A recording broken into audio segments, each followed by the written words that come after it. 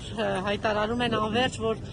մի ընտրություն ունի միայն վեհափառ հայրը, որ գնա ինքը հանդիպի Նիկոլին եւ խոսի քննարկի հրաժարականի եւ հանգստի հարցը։ Իրենց հարցն է քննարկում հանգստի ինչ դասն։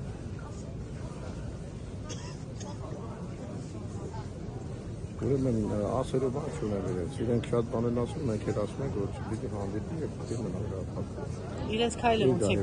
գնահատում, ինչպես է գնահատում։ Արդեն մեր սրբազանը գնահատել է անունը տալով։ Այո։ Տիրադավների խումբը։ Տվել է։ Բագրատ Սրբազանն ասում էր եկեղեցին պիտի հաղթի, սա պիտի հաղթի, չեմ Եկեղեցին ամեն դեպքում հաղթելու է, որովհետև Աստվածաշունչն է ասում, ավետարանն է ասում, որ դժոխքի դռները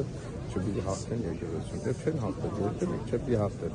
ոչ հիմա, ոչ հետո եւ ոչ անցյալ։